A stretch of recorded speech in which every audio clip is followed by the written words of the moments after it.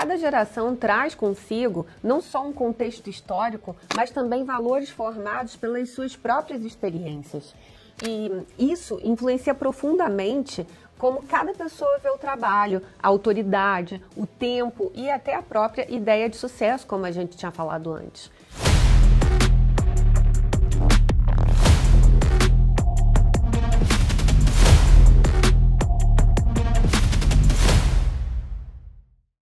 Olá, eu sou a Agatha Areias e esse é o Newbcast, um espaço dedicado a inspirar uma nova geração de líderes. Hoje a gente vai falar sobre como converter atrito e impotência no que diz respeito à intergeracionalidade nas equipes. 5 gerações, uma mesma equipe e um desafio invisível, mas cotidiano. Como transformar um possível campo de ruído em campo de força? Vamos imaginar um cenário. De um lado, uma gerente sênior de 58 anos, formada na década de 1980, filha de baby boomers, que cresceu ouvindo "quem muito se expõe, se queima" e que tempo de casa é sinônimo de respeito. Aprendeu a liderar quando liderança era sinônimo de controle. Do outro, um estagiário de 24 anos, nascido no pós-Google, autodidata em UX design, criativo, ágil, intolerante a hierarquias rígidas e defensor do trabalho com propósito acima de cargos ou crachás. Cresceu jogando online, aprendendo por vídeos e se expressando por stories. Ele não espera que o gestor tenha todas as respostas. Aliás, acha até esquisito quando alguém finge que tem. Agora imagine esses dois no mesmo squad, no mesmo projeto, na mesma reunião. 2 pessoas competentes, com boa intenção, mas vivendo realidades formativas radicalmente diferentes. Não é sobre quem está certo, é sobre como fazer esse choque de convivências virar sinergia. Atualmente existem 5 gerações atuando no mercado de trabalho. Nunca na história a gente conviveu com uma diversidade geracional tão ampla dentro das empresas. Desde a geração silenciosa, que já está em minoria, mas ainda está presente como conselheira, como fundador das empresas, especialmente as familiares, passando pelos baby boomers, a geração X, os millennials, que também são conhecidos por geração Y, e a geração Z. Em algumas empresas, especialmente as grandes corporações ou os negócios familiares, é perfeitamente possível encontrar colaboradores de 4 ou até 5 dessas gerações trabalhando juntos. Agora, para e pensa. Essas pessoas cresceram sob marcos tecnológicos, políticos, econômicos e culturais completamente diferentes. Enquanto uns mandavam fax, outros cresceram no WhatsApp. Enquanto uns ouviam CDs no Discman, outros já nasceram ouvindo playlists de algoritmos. Aí você pode estar se perguntando, mas isso importa? Eu te digo que sim, importa muito. Porque as gerações não moldam apenas os gostos musicais, moldam crenças sobre trabalho, ética, autoridade, tempo e até sobre o que é o sucesso. Muitos estudos mostram que o valor mais importante para a geração baby boomer no trabalho é a estabilidade. Já para a geração Z, o que mais pesa é flexibilidade e propósito. Agora imagina o que acontece quando esses valores entram em colisão num projeto com um prazo curto. Um quer fazer do jeito que sempre funcionou, o outro quer questionar tudo para encontrar um novo caminho. Se o líder não estiver atento, vira com certeza atrito improdutivo, né? Mas se souber mediar, vira um aprendizado cruzado. Por isso a gente precisa estar atento aos estereótipos, porque é fácil a gente sair repetindo frases sobre as pessoas no automático.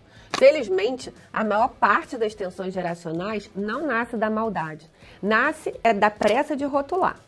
Você com certeza já ouviu frases assim no escritório, ou então já pensou em alguma coisa parecida. Essa galera nova não quer compromisso.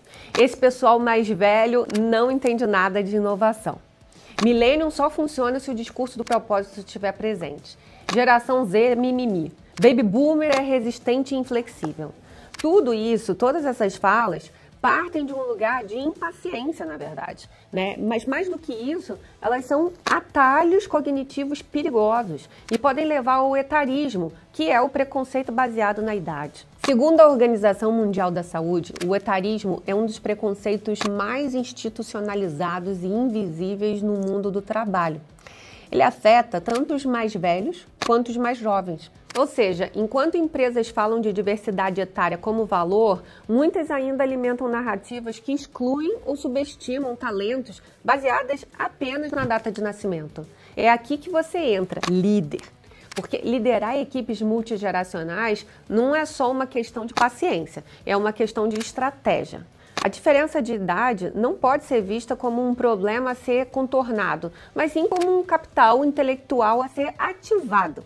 E o seu papel enquanto líder é criar um ambiente onde a experiência dos mais velhos é reconhecida, mas não imposta. Onde a inovação dos mais jovens é valorizada, mas não romantizada. Ter décadas de crachá não justifica a resistência ao novo. E ter domínio de tecnologia também não justifica desrespeito a quem veio antes. Por isso, é fundamental que a liderança esteja aberta a ver e a destacar o que cada geração traz para a mesa. Em vez de reforçar rótulos, que tal enxergar recursos? Cada geração traz consigo não só um contexto histórico, mas também valores formados pelas suas próprias experiências.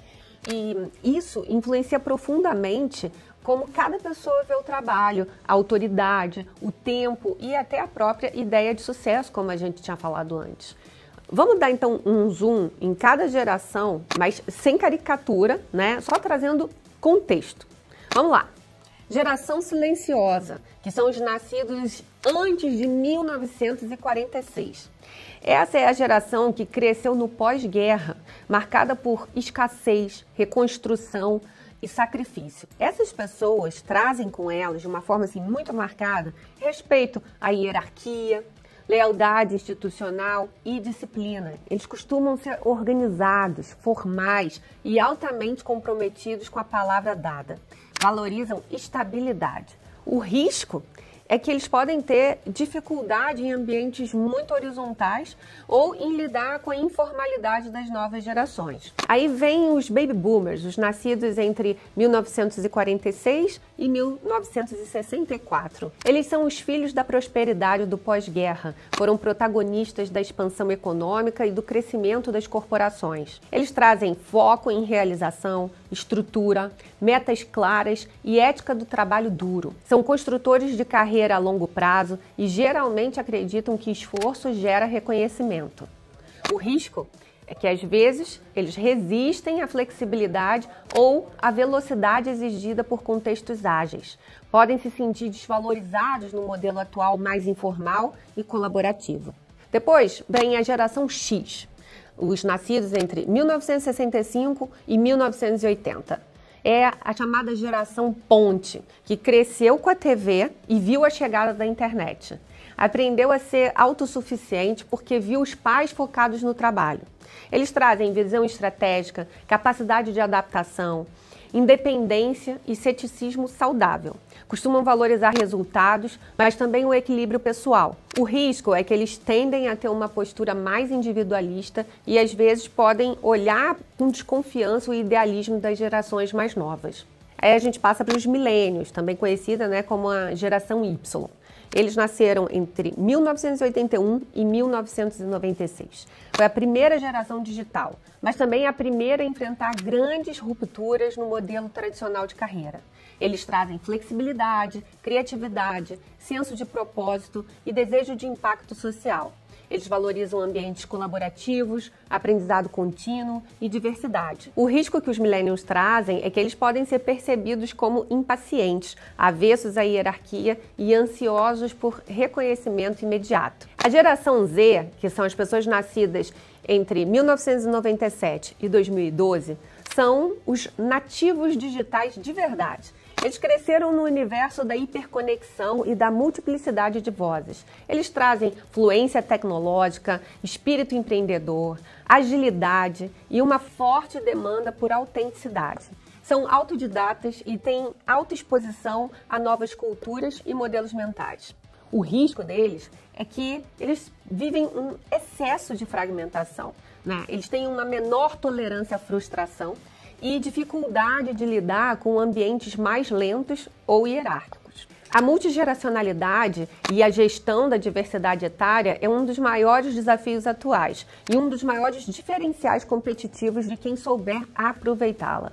E a chave é transformar a diferença em ativo. Quando você para de enxergar gerações como tribos estanques e começa a tratá-las como canais complementares de sabedoria e inovação, muita coisa muda. A geração X ajuda a contextualizar o que está sendo construído. Os milênios trazem o porquê das decisões. Os boomers ajudam a manter o foco no que importa. A geração Z desafia as zonas de conforto com perguntas novas.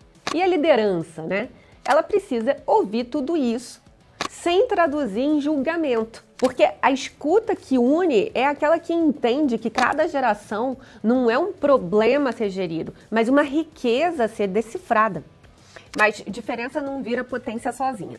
Sem ponte, ela vira atrito. E todo líder que já coordenou um time com mais de uma geração sabe. Uma hora o choque vem. Às vezes ele aparece num comentário atravessado. Outras vezes numa reunião onde uma ideia nova é imediatamente descartada como ingênua. Ou um processo antigo é chamado de ultrapassado sem nenhuma escuta. Mas o que parece um simples desentendimento, muitas vezes é a ponta visível de um conflito geracional mal gerido. Há pouco tempo eu acompanhei um caso que exemplifica muito bem o conflito de percepções de valor. Eu havia ajudado uma das minhas mentoradas num processo de promoção e depois de cerca de 6 meses de mentoria, ela recebeu a notícia de que havia sido promovida a líder de marketing. Ela tinha 27 anos e estava super contente por ter conquistado a promoção na empresa do setor de seguros onde trabalhava, uma empresa tradicional. A minha mentorada, toda entusiasmada, decidiu publicar no LinkedIn um post celebrando o seu novo desafio e também mencionando a mudança de posicionamento da marca, que havia sido comunicada recentemente e cujo processo ela acompanhou de perto. Ela estava duplamente orgulhosa. Usou uma linguagem descontraída, emojis, né? E mencionou como queria liderar com leveza, coragem, autenticidade. O post ganhou muitos elogios de profissionais que ela nem conhecia, mas também ganhou uns silêncios muito estranhos dentro da empresa. Dias depois desse post, ela recebeu um feedback da líder dela, que na verdade era mais um recado do que um feedback, porque a líder da minha mentorada deixou claro que não concordava com aquilo que ela estava passando para a minha mentorada, mas que precisava transmitir a mensagem. Então, o que foi? O diretor de comunicação institucional, um executivo com 35 anos de casa, referiu numa reunião executiva que achou que o post da minha mentorada estava com um tom leve demais, brincalhão demais e que não condizia com a imagem de serenidade da empresa. Aí a minha mentorada ficou logicamente arrasada porque ela escreveu o post para honrar o seu novo cargo e destacar o novo momento da marca. Eu confesso que até eu fiquei surpresa. Eu li o post e achei, na verdade, o texto e os emojis carinhosos, respeitosos. Eu achei, inclusive, muito bom para a empresa ter uma colaboradora falando como fã daquela marca. Mas esse episódio deixou claro que havia um gap invisível gigante entre a linguagem da geração Z e o padrão institucional da liderança tradicional. E, infelizmente, esse caso não é isolado. O que eu mais recebo dos meus mentorados são relatos de conflitos interpessoais nas empresas por causa de diferenças de estilo de comunicação. E é muito comum que os interlocutores sejam de gerações diferentes. As pessoas até querem as mesmas coisas, mas cada um fala uma língua e ninguém se entende. E o que fazer como líder quando isso acontece? Primeiro, entender que o conflito não é sinal de falha, é sintoma de diversidade real. Conflitos geracionais, quando mediados com inteligência, aumentam a confiança entre os membros do time, porque demonstram que há espaço para escutar o outro, mesmo quando o outro é muito diferente de você. Mas isso exige liderança ativa. E aqui vão 3 estratégias práticas para você usar no seu dia a dia. Primeira, traduza antes de rebater. Se um profissional mais velho disser, no meu tempo a gente não escolhia o trabalho, agradecia por ter um. Não ironize, traduza. Você pode dizer, eu entendo, você construiu sua carreira num contexto onde a escassez era a regra. Hoje o desafio é outro, excesso de opções, mas com muita instabilidade emocional. Essa escuta traduzida não é concordar, é conectar. Segunda, nomeie o que está por trás da reação. Se um jovem diz, esse processo é ultrapassado, a gente devia mudar tudo. Talvez por trás da impaciência esteja a ansiedade por pertencer ou vontade de mostrar serviço num sistema onde o tempo de casa ainda pesa. Aí você pode ajudar essa pessoa a se escutar melhor e ajudar o time a escutar essa pessoa com mais empatia. Terceira, crie espaços de diálogo sem performance.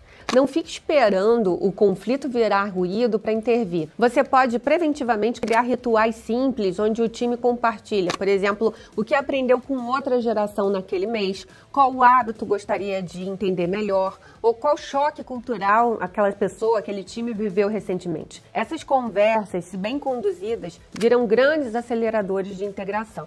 Liderar times multigeracionais é mais do que saber gerir perfis diferentes. É sobre traduzir códigos, desativar ruídos, criar pontes de escuta.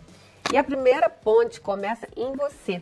Quando você, líder, entende que a diferença de idade é apenas a camada mais visível de um conjunto muito mais amplo de divergências, valores, repertórios, ritmos, experiências, você para de tentar alinhar todo mundo e começa a tentar orquestrar. E orquestrar não é fazer todos tocarem igual, é fazer cada instrumento soar no seu melhor timbre, no seu tempo, sem desafinar o coletivo. Isso exige presença ativa, não microgestão. Um bom líder multigeracional não pergunta só quem vai fazer o quê. Ele pergunta também como cada um prefere se comunicar. Qual o melhor canal para essa mensagem chegar do jeito certo? Esse silêncio é respeitoso ou é uma insegurança? Essa divergência é teimosia ou uma forma diferente de expressar o mesmo valor? Olha esse exemplo prático. Um profissional sênior pode trazer uma ideia com cautela, cheio de condicionantes. Ele cresceu em ambientes onde errar era punido e ser assertivo demais soava arrogante. Já um profissional mais jovem pode apresentar uma ideia com entusiasmo e urgência. Ele foi socializado num contexto em que protagonismo é elogio e onde pivotar rápido é normal. Ambos querem acertar, mas se o líder interpretar o primeiro como medroso e o segundo como afobado, perde os dois. Agora, se ele entende que a forma é diferente, mas a intenção é a mesma, aí ele pode intermediar o diálogo. Ele pode dizer, por exemplo, eu vejo que os dois têm preocupações legítimas aqui. Vamos construir um caminho que una a cautela da experiência com a agilidade da experimentação? Essa abordagem faz toda a diferença, gente. É isso que a gente chama de liderança tradutora. Aquela que não entra no jogo do quem tem razão, mas que desarma o conflito e ressignifica o atrito como um processo de aprendizagem mútua. Até porque o conflito geracional nos times surge de modelos mentais diferentes operando no mesmo espaço, sem tradução, né? Líderes mais experientes, formados em contextos onde a autoridade era vertical e o foco era o resultado, tendem a valorizar a objetividade, a clareza, a estrutura. Essas são qualidades importantes, especialmente em ambientes de alta exigência e pressão. Mas quando esses mesmos líderes aplicam o que aprenderam no passado sem escuta para o presente, o que era força vira ruído. Porque as novas gerações não respondem da mesma forma à lógica de comando e controle. Quem cresceu num mundo onde as vozes são múltiplas, onde feedback é instantâneo e onde vulnerabilidade é valorizada como coragem, espera um tipo diferente de liderança. Uma liderança mais horizontal, mais dialógica, mais humana.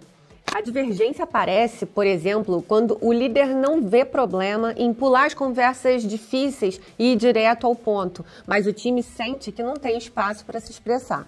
Ou quando o gestor valoriza a entrega técnica, mas o grupo deseja espaço para a cocriação, para a escuta, para o acolhimento. Não se trata de suavizar tudo, nem de romantizar, mas de perceber que liderar gerações diferentes exige ajustar não os princípios, mas os modos.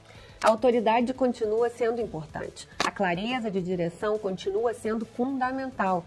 Mas quando o estilo do líder bloqueia a confiança do time, o resultado trava, mesmo com gente talentosa. E aqui vai a virada de chave. Abrir espaço para a escuta não enfraquece a liderança. Fortalece a legitimidade dela. Um líder que escuta mais, comanda melhor. Porque não lidera no escuro, lidera com dados humanos. não é sobre mudar quem você é sobre ampliar o repertório de como você se expressa. Agora eu quero te fazer algumas perguntas diretas, não para te testar, mas para te convidar a calibrar a sua escuta como líder. Você sabe qual geração compõe a maior parte do seu time hoje? E mais importante, você já parou para entender o que move essa geração? Você conhece os códigos de linguagem, as referências, as prioridades e os valores que moldam o comportamento dessas pessoas? Ou você ainda espera que elas que se adaptem ao seu jeito de liderar? Porque sempre foi assim. Se você ainda lidera com uma única frequência, talvez esteja perdendo metade da mensagem e metade do time. Você quer um exercício simples e poderoso? Na próxima semana, escolhe uma pessoa de uma geração diferente da sua e convida ela para uma conversa informal. Sem pauta, sem relatório, só escuta. E você faz perguntas para ela do tipo: o que te motiva de verdade nesse trabalho? Como você gosta de receber feedback? Que tipo de liderança te faz sentir segura para se expressar? O que eu quero que você retenha aqui é que você não pode subestimar a força de uma conversa bem feita, tá? Porque grandes transformações culturais começam em encontros pequenos, mas são encontros genuínos. E lembra de uma coisa, quando o líder escuta com curiosidade, a equipe responde com confiança. E a confiança é a cola, uma cola invisível, mas é ela que une gerações em torno de um mesmo propósito. Quando a gente fala em liderar equipes multigeracionais, o desafio não é só lidar com diferenças, é aprender a decodificar perspectivas, é sair do modo comando e controle e entrar no modo traduz e conecta. No fundo, o papel da liderança nesse contexto é menos sobre ser o dono da resposta e mais sobre ser o facilitador da escuta. Porque cada geração tem algo a ensinar, mas só aprende quem desliga o julgamento e liga a curiosidade. Então, para fechar esse episódio, eu deixo aqui uma última reflexão. Se você é da geração X, quando foi a última vez que você pediu ajuda para alguém da geração Z? Mas sem ironia, sem sobrepor a experiência. Se você é um millennium, quando foi a última vez que você ouviu com paciência um baby boomer tentando de fato entender a razão por trás da resistência dele? Essa é a régua silenciosa da maturidade em ambientes diversos. E quando a liderança mostra maturidade, o time inteiro ganha permissão para amadurecer junto. O mundo do trabalho vai continuar se transformando. Novas gerações vão chegar, outras vão partir. Mas uma coisa não muda. Equipes diversas exigem lideranças mais conscientes, mais empáticas e mais estrategistas. E essa consciência é uma habilidade que se aprende, se ensina e se cultiva, uma conversa de cada vez. No próximo episódio, a gente vai falar sobre capital social e por que construir sua rede de conexões muito antes de precisar dela é uma das jogadas mais inteligentes que você pode fazer na sua carreira. Te espero lá!